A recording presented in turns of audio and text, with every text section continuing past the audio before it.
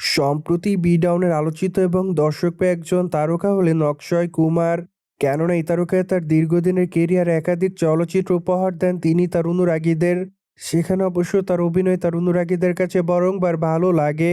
Moreover এই জন্য অবশ্য দর্শকদের মাঝে সর্বদা আলোচনায় থাকেন এই তারকা। পায়দো এই তারকাকে সর্বশেষ সারফিয়া চলচ্চিত্রে অভিনয় করতে দেখে তার অনুরাগীরা। মূলত চলচ্চিত্রটি সম্প্রতি ভারতীয় প্রেক্ষাগৃহে মুক্তি পেয়েছে। সেখানে অবশ্য তার অভিনয় এরই মধ্যে অনুরাগীদের কাছে নজর কাড়ে। সুতরাং এই জন্য অবশ্য চলচ্চিত্রটি নিয়ে আলোচনায় রয়েছেন এই তারকা। অন্যদিকে রিসেন্টলি ভারতীয় গণমাধ্যমের সূত্র থেকে জানা যায় যে বি ডাউনের তারকা অক্ষয় কুমার এরই মধ্যে করোনা ভাইরাসে আক্রান্ত হয়েছেন। যদিও বর্তমানে এই তারকা করোনা টেস্ট করেন, সেখানে অবশ্য তার রেজাল্ট পজিটিভ এসেছে বলে জানা যায়। তাই তো অবশ্য তাকে সারফিয়া চলচ্চিত্রের প্রমোশনালের কাজে এখন দেখা যাচ্ছে না। মোরওভার ধারণা করা যায় যে এই তারকা এতদিন যাবৎ তার নতুন চলচ্চিত্রের প্রমোশনালের কাজ করছিলেন। মূলত সেখান থেকে এই তারকা কোভিডে আক্রান্ত হতে পারে বলে এমনটাই ধারণা করছে অনেকে।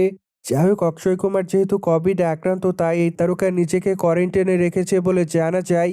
অন্যদিকে আগামীতে অক্ষয় কুমারের হাতে অনেকগুলো প্রজেক্টের কাজ আছে।